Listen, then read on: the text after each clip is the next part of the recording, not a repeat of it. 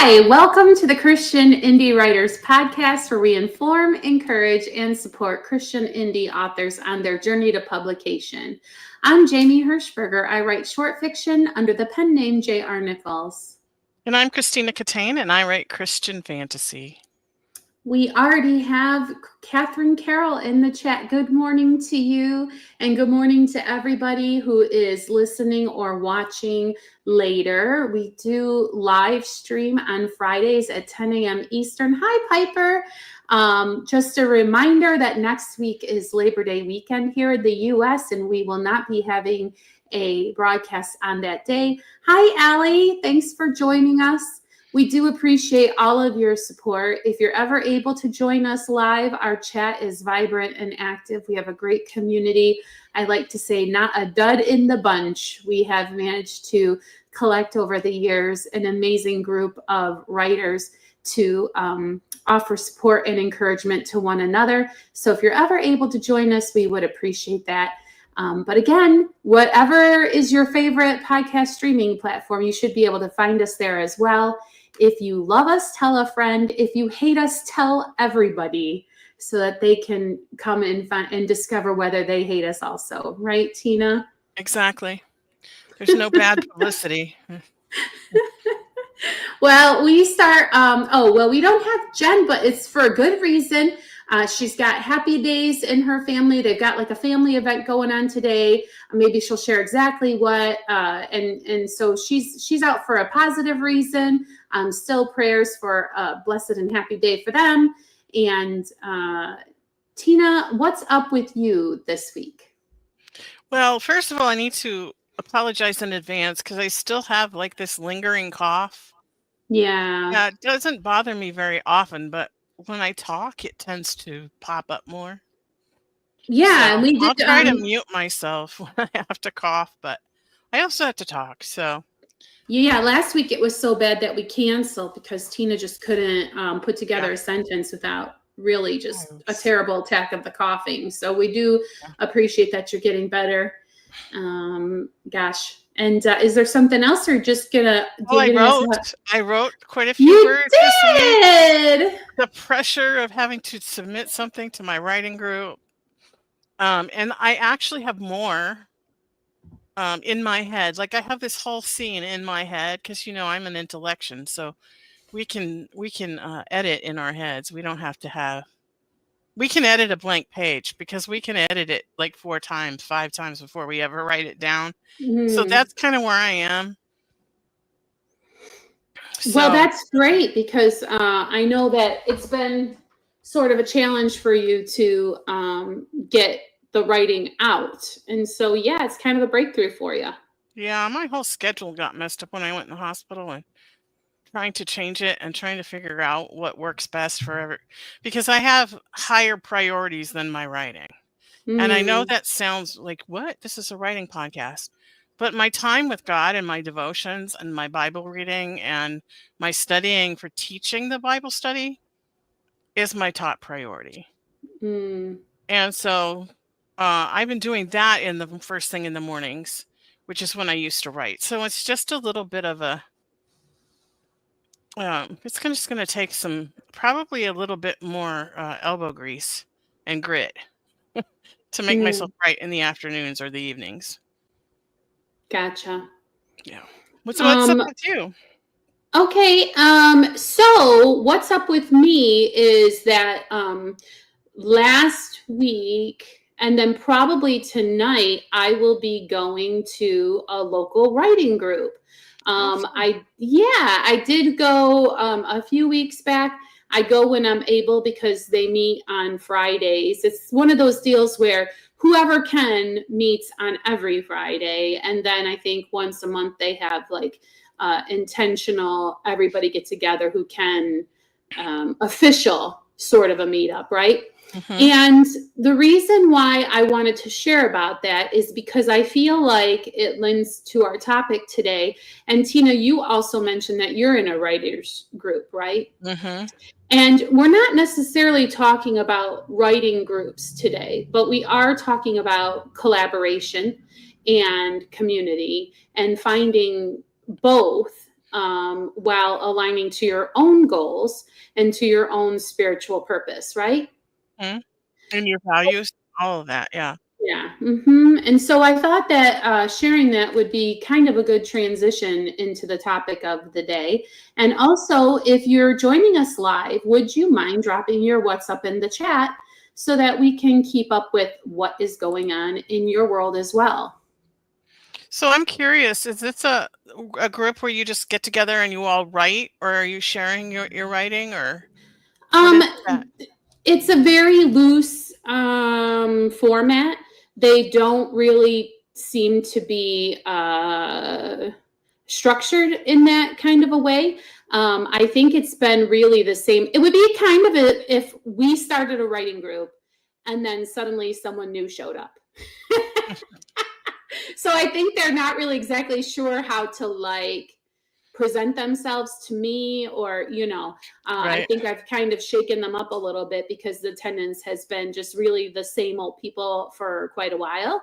And so it seems to be they just spend one block of time writing and the rest of the time like hanging out with each other because they're besties. And so I'm curious to see how it will kind of evolve over time, or not, or whatever. But what it does for me is it's kind of turned Fridays into my think about my writing days, right? Mm-hmm. Because I've been kind of back burnering writing for so long, like Yeah. years, 4 years now. And to actually have a day of the week where I think about this stuff. But now I'm kind of to a place where I'm a little paralyzed because there's way too many ways that I could go. And strategy just thinks if I decide I'm going to do a short story collection, then I have to do this and this and this and this and this. But if I'm going to put my focus on getting a novel ready to launch it, then I have to do this and this and this and this and this. But then I could do both, but then that would require for me to do this and this. And so it seems like I'm spending all of this time on Fridays just like stuck in which direction should I go mode.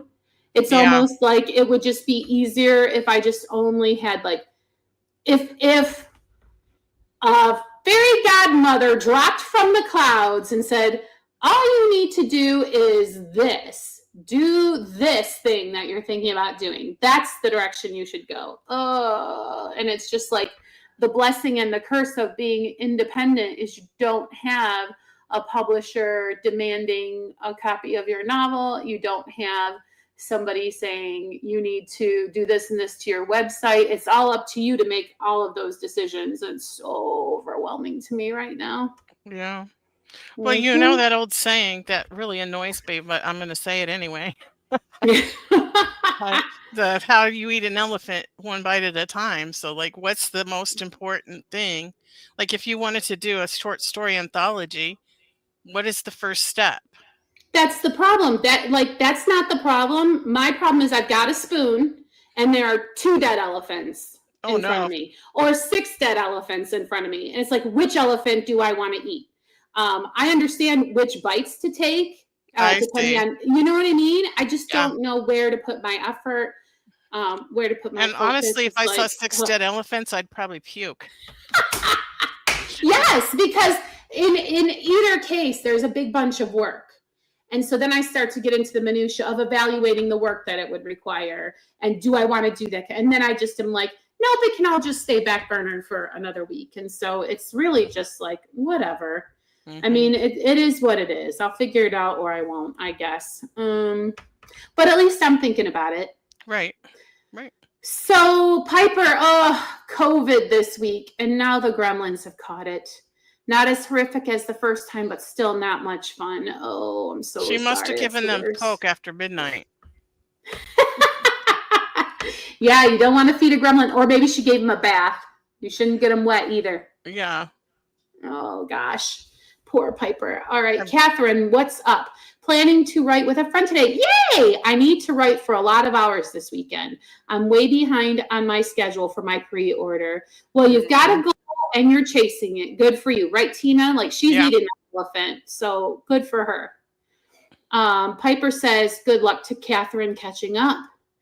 And yeah, Catherine's passing along her well wishes to Piper in the chat. Yeah, so that's what's up with us. And as I said, I kind of wanted to share because it was on par or in line with our topic of this week. We're talking about how to build a strong Christian author network without compromising your faith or your voice. From setting healthy boundaries to finding like-minded collaborators, we're going to explore how you can pursue connection that honors both your craft and your calling. Okay, so let's get into it. Tina, why are we kind of talking about this? Why do writers need relationships in the first place? Well, I think you need relationships in general. Like, it's really hard to, like, and I just think about any goal that I've tried to achieve in my life, whether it was weight loss or my Christian walk or writing. I've always done a better job in community with other people with the same goal. And if we want to go toward the biblical foundation in Ecclesiastes 4:9-12, it says, 2 are better than 1, and a 3-stranded cord is not easily broken. And that reminds me that the Trinity is 3 distinct persons in a community. Like, when I hear that 3-stranded cord verse, that's what it makes me think about. We have 3 people in a community collaborating together for the same goal. I think you really raise a good point there, because I think that's why I wanted to mention this writing group, because I feel like even just showing up and being around other people who have writing goals has been really encouraging. These are new people, but they're there to lift me up when I'm feeling like, they kind of ask me, where are you at in your writing journey? And listen to me kind of babble for a few minutes. And it was great that they were being encouraging. And just, right now for you to tell me, don't worry, you can eat that elephant one bite at a time. That's really encouraging for when you're feeling discouraged or you've lost your focus, right? Right. Also, you can get some insight about your work. So like, when we're talking about community, we're talking about finding critique partners, beta readers, marketing allies, etc.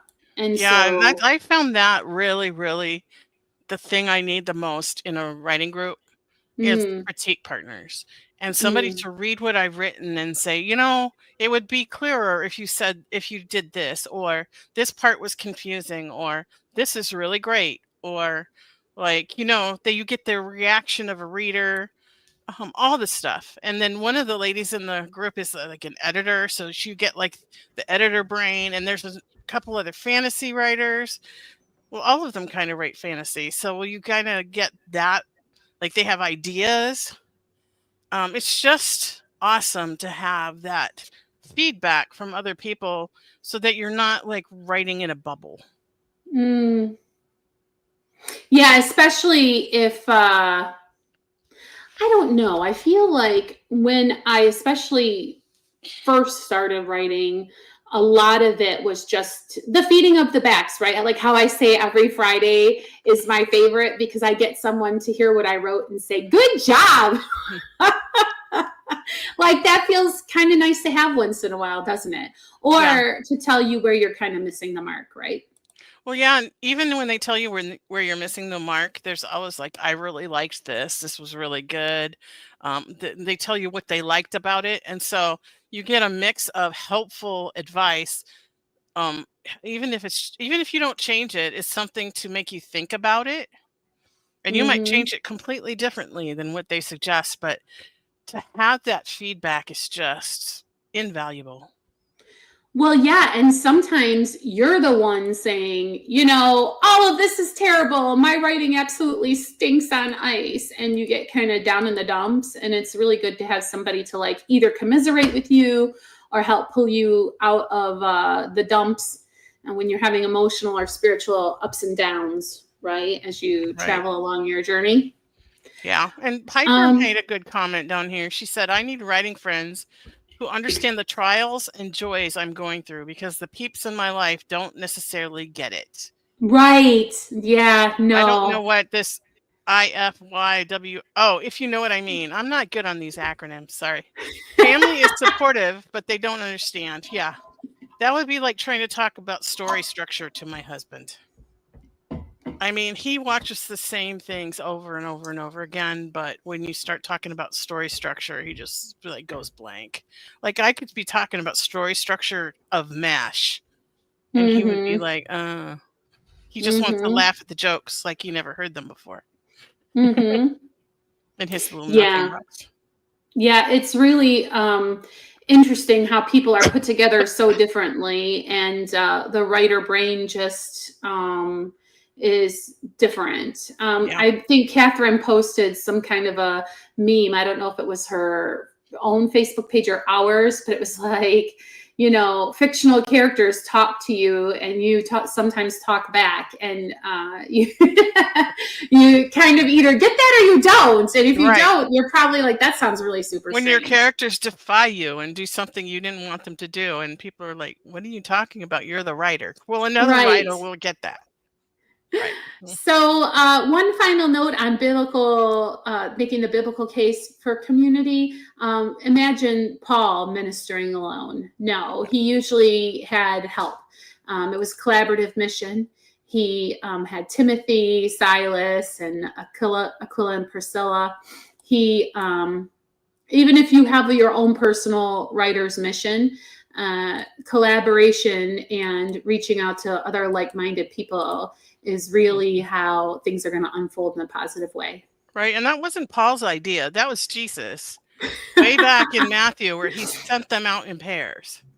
Very He good. told them to go out in pairs to his disciples when he sent them out.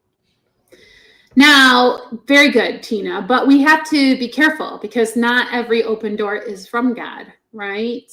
That's true.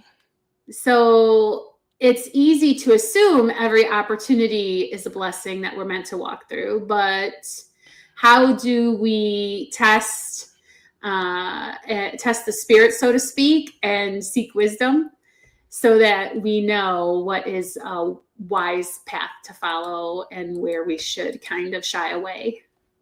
Right. Well, here's my shameless plug for not being biblically illiterate. Because the more that you are in your word and reading your Bible, the more discernment you will have. It grows exponentially with your knowledge of the word. And so when this is just an example that's like not about writing at all.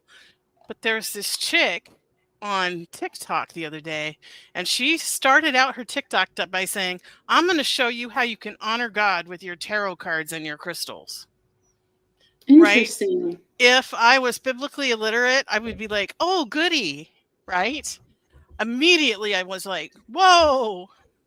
Now, don't panic, because at the end she took them all and threw them in the trash, and she said, "And this is how you can honor God." That's funny. It was funny, but the point I'm trying to make is, because I understood, like, we get to know God through his word, and because I understood what God likes and doesn't like, or what his will is or his will is not, the things that grieve him, the things that bring him joy, the more I'm in his word, the more I understand that. And so the moment she said that, I was like red flags were going up all over the place. And I was like, whoa, wait a minute. You can't honor God with those things.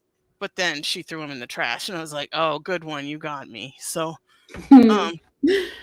that's just my shameless plug for the more you know God, the more discernment you will have. And the way you get to know God is through reading your word. Yeah, and Bible study teacher and me going on a rant. So let's get back to the topic. That's okay. For writers, I mean, it's kind of we're talking about discernment for things that are writerly, right? Like, so let's say you get invited to join a critique group or put a story in an anthology, or someone offers a collab with you where you would get huge exposure, right? Or someone says they have a Christian whatever periodical magazine or something, and they want to publish your work. Let's see how we determine, is this a God door or just a good, apparently good door, right? Right. So how do we test them? How do we check for red flag? What are we looking for here, Tina? Well, when you know what your values are and when you know what your boundaries are, like you got to have boundaries, right? So like for instance, my boundaries as a Christian is I don't read things that have a lot of cussing in them. I don't read things with open door love scenes. You know what I'm talking about. The smutty stuff. Spicy. You're Spicy. zero spice. Zero spice. And I don't read things that have occultic topics that make the occult seem like it's a good thing, or that it's you know what I'm saying, right? Like glorifies. It glorifies occultic practices over God. So I don't read any of that stuff. So when I went to a certain writing group one time and they were all writing like occultic type stuff or erotica, one woman in there actually said she wrote Christian fiction and erotica. Like to me, like those were there was like so many boundaries of mine that I'm like, no, I don't want to hear what you wrote because I wouldn't read that. And I don't want, like, I feel like if I was to read that, it would put something inside of me that would not be good. Yeah, I think ultimately, Tina, what you're saying is so profound and very, I think not even from a writer perspective, but as a person, a whole human being perspective, you have to know yourself. And I don't think a lot of people really consider that as a writer's tool, because I think a lot of times we think about knowing what the market wants and we don't think about knowing who you are. And I cannot express to you how profoundly that is really impressed upon me by you saying that is super duper important. Right. Knowing yourself and knowing what your boundaries are is step one, I think. And that doesn't mean that you automatically say no. Let's say there was an anthology that was going to have other pieces in it that you didn't necessarily wouldn't read or didn't agree with. And I think of a pretty well-known Christian musician recently who collaborated with somebody who wasn't as holy, I guess. That's not really the word I want, but I can't think of what it is right now. And he got a lot of flack for it. But then he said, I feel like it's my job to reach into dark places and bring the light. Well, and you have to know. I personally am someone who does not think everybody has the same mission or purpose or calling from God. Right. I am not somebody who will ever stand outside of a Planned Parenthood. I don't have that deep personal, like that's not what my calling or whatever is. Do you know what I'm saying? And I think that it goes back to what you said, Tina, about knowing yourself and knowing your particular calling. And obviously I am like, blah, because now I'm totally squirreled by this idea. But I think this is why I'm having a problem of understanding how to move forward, is because I don't understand mine. Right. And that takes prayer and it takes focus, like taking your focus off what am I writing and putting the focus on what is my purpose, and maybe just journaling about that. Like I know that my purpose is to teach the truth about God through my words. Like that is my purpose. That's why I'm a Bible study teacher. And if I was to be in an anthology where I felt like what I was writing could teach a truth about God that wasn't throwing pearls before swine, then I would do it. Fascinating. So I think we're going to end that particular segment with this little quote. If the door requires you to leave your convictions at the threshold, that's not a door from the Lord. And again, way to go, PD, which is what we call ChatGPT, when we ask him for help with our outline, because every once in a while these quotes that he drops are just like, wow. And I like that one. So now what about tips for building a faith-focused network? Where do you find like-minded writers? Well, before we move on, I just want to say, like, we have this section about practicing discernment, and Here we go. I talked about that pretty at length, about being in your word, knowing God, Mhm. praying, seeking counsel. I didn't talk about this, but seeking counsel from spiritually mature mentors or writer friends. And we talked about measuring it against your personal mission statement or purpose. But I also want to say, sometimes God lets you decide. Like when I got out of the hospital and I felt like God was telling me to reprioritize my whole life, because I almost died, and like suddenly I was like, I'm wasting a lot of time doing all this stuff that's not I don't know, eternal. And then so I was praying about whether to stay on the podcast or not. And you and Jen know this, but I don't know that I said this to the listeners. And I got no answer. I didn't get a yes, and I didn't get a no. And somebody said to me, sometimes God lets you decide, but he expects you to honor and glorify him in everything that you do.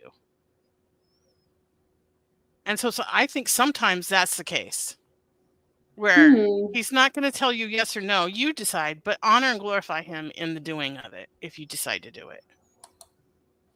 Wow, Tina, thanks for sharing that. So where do we find like-minded writers? We talked about this before when we talked about like trying to find writing groups, right? So when we talked about doing this segment or this whole episode, I was like, well, it kind of feels a lot like the same advice we would give if you're trying to find a writing group. Which it kind of is. But if you're looking to collaborate, you're going to have these questions. And it's possible that someone who finds this episode wouldn't find those other episodes, right, Tina? Right. So Facebook groups like ours, listeners of the Christian Indie Writers Podcast. Yeah. If you request to join, make sure you answer the questions. Because if you don't answer the questions, we can't let you in. I'm usually the one going, oh man, they didn't answer the questions.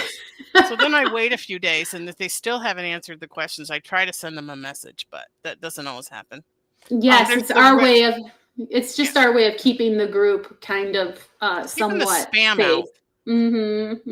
Out. The Realm Makers Consortium, that's a good Facebook group. There's genre-specific Christian writing communities on Facebook, on Instagram, on YouTube, on TikTok, I don't know, what are the other ones that have come up recently? Threads. Like, there are Christian writing communities everywhere. You just need to find one that fits who you are and what you're writing, and like I said, what your purpose and values are. And then you could go to a conference. Or you could do an online summit. And if you're somebody who itemizes on your income taxes, you can discuss with your tax professional, but you might be able to write off the cost of attending those. So including airfare and hotel and all that. Yeah. So it is something to think about if you are at that phase in your writing journey, right? Right. You could go to Critique Circle's local writers group. Like I found one. I think I found this one through Facebook. Look around because there probably is a local writers group somewhere. And if you're feeling really brave, call the library, find out when you could get a room in the library and meet up there, or put something out that you're going to be writing at Panera Bread, on Wednesdays at noon or whenever. And maybe you could be the one to start a local writers group. Or put a post in our Facebook group. That's what I did. There you go. And it worked. I'm looking for like-minded writers to start a critique group. And I got 3 other ladies, and it's just been awesome. They're all awesome. Yeah. And there are going to be red flags to look out for. right? Yeah. You're not going to want to go somewhere that has language or content that doesn't reflect your particular standards. Piper was mentioning in the chat that happened to her. You don't want an expectation to promote books that you wouldn't read yourself or that you don't believe in. And no pressure to conform to their particular. I feel like valuing your independent authenticity is important, because you're not looking to join a sorority, or you're looking to find collaboration to put your work forward, to help the other person put their work forward, right? Right. Okay, so now, how do you set boundaries with Grace? Let's say you've been going to a particular writing group, and then lo and behold, they're kind of saying or suggesting some things that you don't necessarily want to participate in. Well, I think the number one thing you should have done is make your boundaries known up front. Like, I am only interested in clean writing and these are my values, and do I fit in with your group? Like, right off the bat. If you failed to do that, and then you find out that it doesn't, then you just, I mean, I really like this. I don't know if it's Instagram or TikTok, but there's this lady, and there's several people that do it, that tells you how to say mean things professionally. So, yeah. My favorite one that I can remember is, "I told you so." Like, how do you say that professionally? Should you say, "This was identified as a possible outcome from the start"?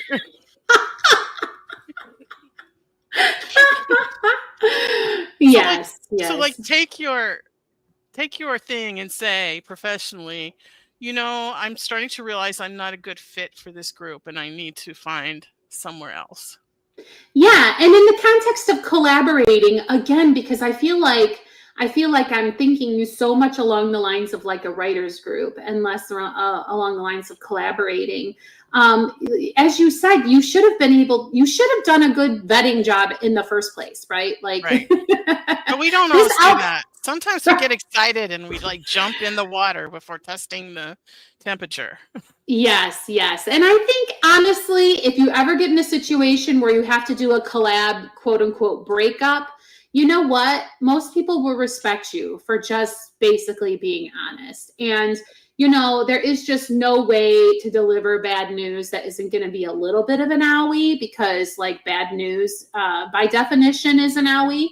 But it's so funny, because on my social media, there's always these people who are like, I don't understand why the other person doesn't want to pursue a relationship with me. And it seems like it does not matter what the other person says. It's always like, but I checked all of their boxes of their dream person, and still they want to break up. And it's like, there is not an answer that would be satisfying, because compatibility is just indefinable. If you're not feeling it with that other person, and sometimes people just don't want to hear that. Right. And that's why I recommend you make it all about you. I am starting to feel like I don't fit. It's not me. It's not you. It's me. Right. Right. It just like, I'll give you a real world example. And I am like, I'm having the biggest brain fart, but you know that there's a couple of websites that you go and you can look for book swaps. Book Funnel? Is that one of them? Yeah. I think I don't know. It's been so long, Tina. I know. I just left them. Story Origin? No, it's not Story Origin. I don't remember. Anyway, I'm sure everyone knows what we're talking about.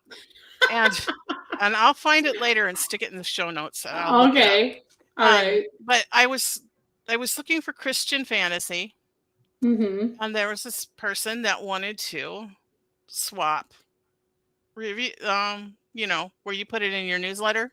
Okay. Yeah. And I was like, great. And I did it, and I agreed to it. And then I went and read his blurb. Uh-oh. And it was about angels having romantic relationships with each other. Oh, dear. So I had to send him an email and respectfully get out of the agreement. Mm, And I just said, I'm sorry, but this is not fit my readers. mm-hmm. My audience would not be interested in your book, and so I'm going to let you off the hook. And so I was very like diplomatic. Very good. Yeah. Okay, Piper Dow says book funnel and story origin offer that. I'm sorry, you were right. It was story origin. Well, and I do want to point out that Piper and Catherine are both glad that you did not leave the podcast, and I will add my voice to that hip hip hooray that we still have Tina, just so you know. Okay, so let's talk about staying on mission in a noisy market. Okay, so I think you want to stay anchored and rooted into, and again, Tina, it's just profoundly on me about knowing yourself and knowing your boundaries and knowing where you will not compromise. I think you need to say, is this going to help you bring truth and light, or is it just going to get attention? Yeah. And I don't know, like at one point, maybe still like, is it gonna increase my audience and bring me more money? Like maybe that is your mission. I don't know. But whatever it is, you have to know it. Mm-hmm. What is that? There's like a P.T. Barnum quote where it's like, you'll follow anybody. I can't remember it. Right. If you don't stand for something, you'll fall for You'll fall for anything. That's it. That's the one. Yes, that's it. And honestly, there are some writers who are Christians who are not writing books to further their Christian worldview. They're just writing. Mm-hmm. But who they are as a Christian is filtered, like out of the heart, the mouth speaks. I would like to say out of the heart, the fingers type. So they're not necessarily marketing their book as a Christian thing that is going to talk about the Christian worldview and tell stories about Jesus or whatever it is. And then on the other end of the spectrum, there's people that are like, their purpose is to glorify Jesus and talk about Jesus as much as they can in their books in order to, you know what I'm saying? That's what I'm saying. And so you have to know, like, which end of the spectrum. Are you just a Christian who is writing sci-fi, and who you are comes out in the writing? Like, there's this word in Greek is in the Bible called poieto, and it means to do. But it's different than like painting the barn, kind of doing a chore. That's proso. But poieto has the idea of an artist creating something. And I always tell people, like, you can tell the difference between a Picasso and a Rembrandt and a Michelangelo and all these artists because who they are comes out on the canvas. And so you can tell the difference in their painting. And it's the same thing with writers. Like, who you are comes out in the typing. And so if that's your purpose, you want to write books, you want to have fun doing it, you want to tell a crazy story about a spaceship, that's fine. There's nothing wrong with that. And I think that the other spectrum, and there's nothing wrong with that either. Well, yes. And I think that if you're authentic, that the right people and the right collaborators and the right audience are going to be drawn to that. The authenticity is what is important. And know yourself, I think at the end of the day, is like the prevailing theme of what we're kind of talking about here. And not to be afraid to stand up for yourself too. Because I was also thinking earlier today, when I was not even thinking about the podcast, about how if you just kind of cast your mind about what is kind of trendy or popular or what everybody seems to want to consume, and then all of a sudden you look back over time at people who like broke that mold and ended up starting a new wave of people who like imitated them, they were not doing the thing that was popular at that time. They were being their authentic self. Like Elvis comes to mind. I think of musical artists more easily. Elvis comes to mind. Michael Jackson comes to mind. Prince comes to mind. Pearl Jam comes to mind. Nirvana. Just like people who do what isn't being done, not people who try to imitate what's already selling. And I don't think that they're intentionally casting their Dolly Parton. They're not intentionally casting their mind around what would be different and exciting. They're just doing what they like, what they are authentically made to do, want to do, put on this earth to do. And then people become attracted by that. And suddenly everybody's imitating that. Right. So I just couldn't help but think of that one guy that wrote Rich Men North of Richmond. Have you heard this song? No. Like guy up in the, I don't know, I wanted to say the Himalayas. It's not the Himalayas. Appalachia? In Appalachia. And he was like out in the woods with his guitar, and he just sang this song, and he decided to put it online, and it completely blew up. Like it went completely viral, and he was just being himself. I think there's a swear in there, but if you want to look it up. Beware of the swear. Beware the swear. Okay, so I think we've done a pretty good job covering collaboration. If you are looking for collaborators, our Facebook group is a great place to look for possibly like-minded friends. And also our chat here. Anything else to add about the topic, Tina? No, I think we covered it. Okay, so next is my favorite part of Fridays. This is the feeding of the backs, which is where each host writes to the prescribed prompt. We set a timer for 15 minutes, and then we just write something, and then we come on air and share it, which makes us a little bit crazy, a little bit brave, but also make sure that we write at least once a week, which is great for me. Although Tina has already written some this week, and it gives you all a little bit of entertainment as you see how two different brains can take a different turn with the same prompt. So Tina, what was our prompt this week, and what did you write? A theme, and the theme was community.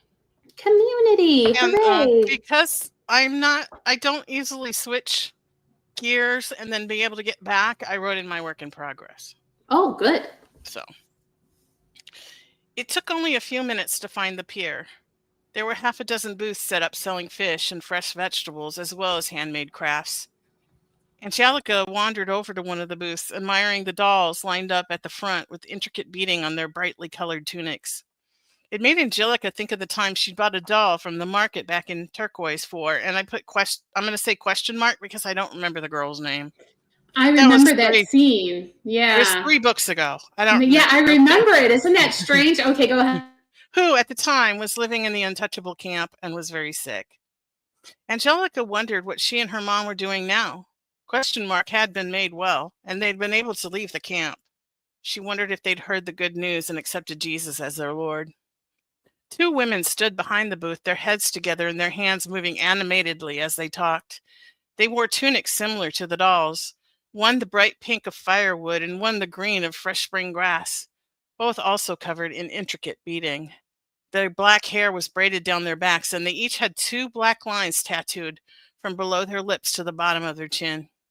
He healed him, she heard the woman in pink say. Then she noticed Angelica, and the women separated. She approached with a wary smile and squinted eyes. "You're not from around here," she said. "No," Angelica acknowledged. "I've traveled from far away." Before the woman could reply, Angelica added, "These dolls are beautiful. The beading on their tunics and your own is exquisite." The woman smiled a little broader, but the suspicion remained in her eyes. "Thank you. Beading is a tradition of my people, passed down through the generations." Angelica sighed. "We didn't have anything quite so beautiful that was passed down to us in our village." She couldn't help thinking of the book of the law that had ruled their lives without grace for so long. "Would you like one?" the woman said. "What have you got to trade?" "I'm afraid what I have must go to supplies like flour, oil, and vegetables. I don't think I'll have much left after that."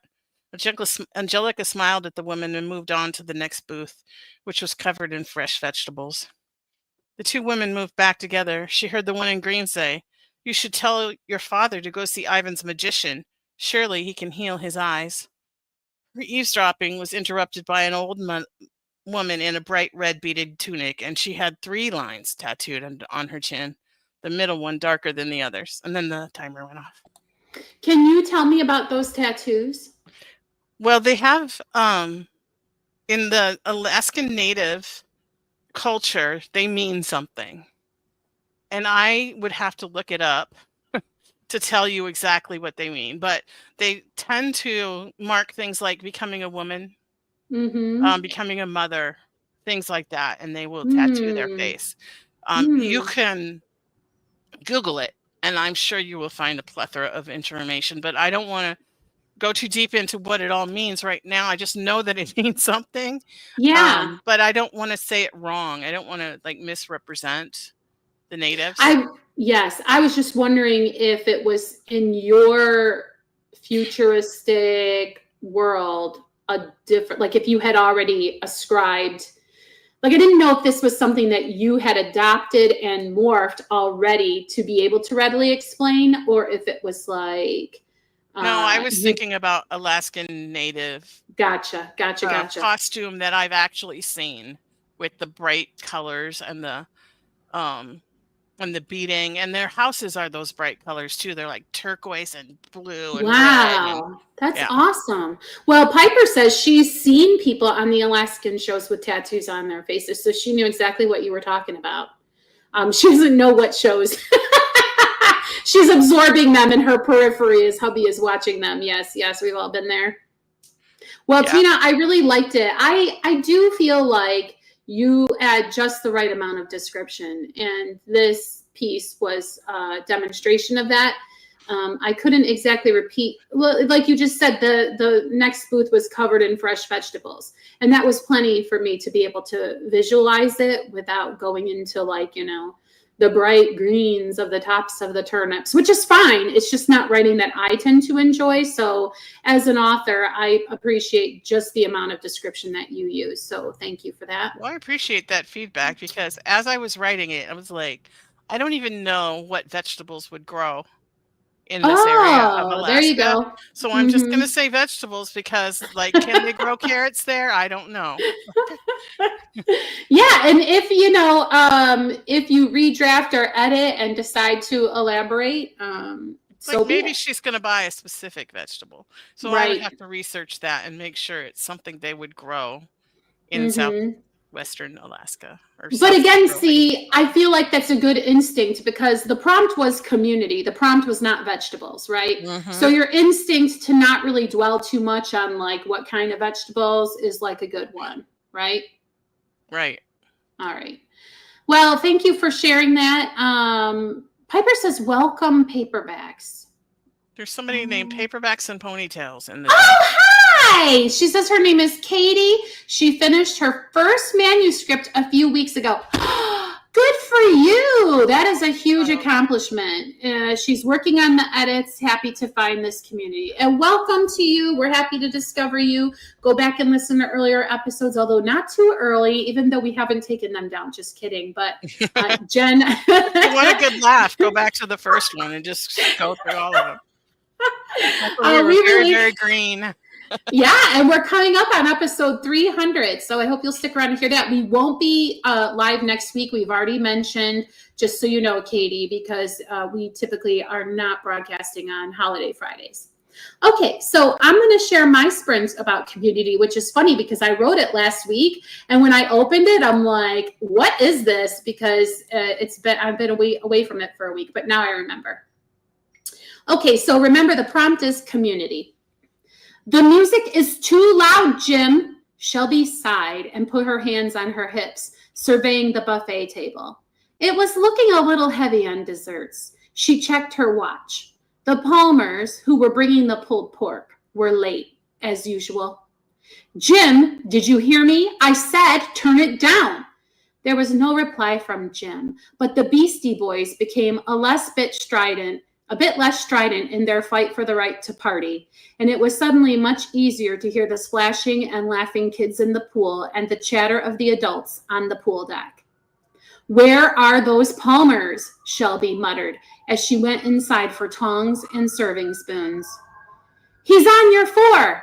I see him." "Bruh." The quasi-masculine utterances coming from the family room made Shelby smile. She wondered what the Beastie Boys would have made of this style of party. As she gathered up the serving implements, her son Mitch entered the kitchen, rubbing his flat-as-a-board abdomen. "Ma, when are we eating? I'm starved." "I believe you," Shelby said. Not slowing down for a minute, she turned to head back outside. "We're waiting on the Palmers. Why don't you text Justin and make sure they're on the way?" "The Palmers!"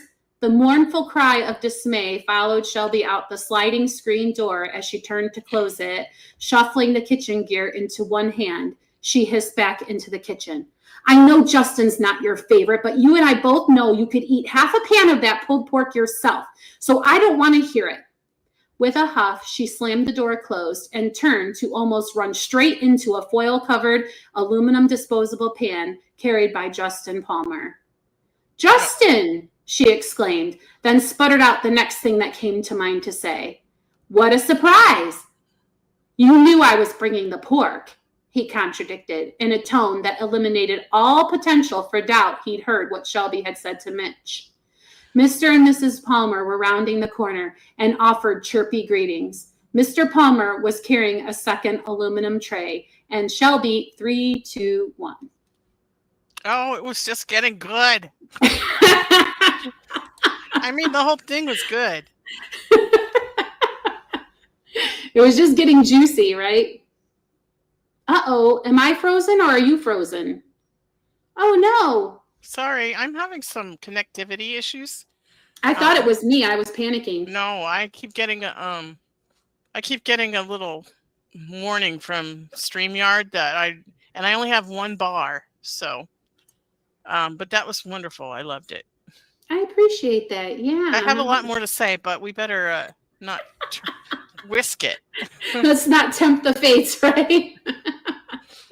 Oh, man. Okay. So if you want to take a stab at writing about community, set your timer for 15 minutes. And if you want to post it in our Facebook group, we're always delighted to see everybody else's take on the same prompt.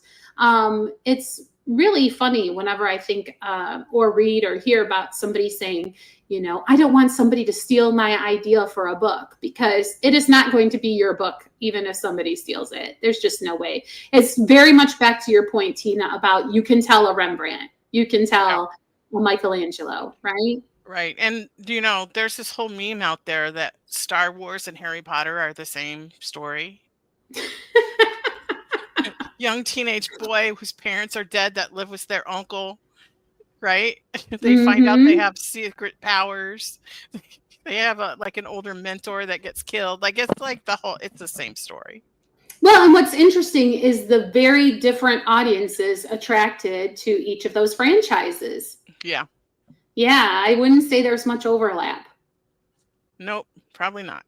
Wow. My husband wouldn't be caught dead watching Harry Potter, but he will watch Star Wars for the 500th time if it's on. Perfect example. Yep. Okay, so what's next for you, Tina? I'm going to keep on writing on my work in progress and hopefully make some progress. Very good, very good. I'm going to focus on, I'm just going to try to figure out what am I, the problem is I have existential crisis that wrestle within me, because I tend to gravitate towards cynicism, and it's all pointless anyway, and 100 years from now nobody will care, and so all of it seems pointless, and so I should just do nothing but rot in my bed until I die. So trying to figure out what is my point or purpose or whatever with this writing is going to be a tricky wicket to wrestle. So, and if your only purpose is because it makes you happy, that's good enough. I don't know that it does. That's the problem. I was even sharing with the group last week, like, do I even like writing? Like, what am I doing? But you're very, very good at it. I appreciate that. Whether or Well, not you thanks. like it, if That's it doesn't another bring you question, joy right? and it doesn't bring you cash money, then I don't know. I appreciate that. Sorry if I got a little distracted. The lawn guy just showed up and I wasn't expecting him today. So whatever, I just got a little squirreled. Sorry about that. If it doesn't bring you joy, Tina? If it doesn't bring you joy and it doesn't bring you money, what does it bring you? Like that, I guess that's the question, right? I mean, an excuse to hang out with all of you guys, which so far has been good enough. Seriously, this community really is a blessing to me. Appreciate all of you. Piper says her what's next. She's going to take care of 2 little gremlins and try to get some reading done so she can comment on other writers' submissions because she has found a writing group. And I hope that she's in my writing group, and her book is awesome. So be looking for it to come out soon. Amazing. Okay, so I think that on that note, we'll conclude this episode of the Christian Indie Writers Podcast. Until next time, may your pen be prolific, may your deadlines be met, and may all of your words honor Christ. Bye now. Bye. Oh, I have to end it, don't I? Yeah.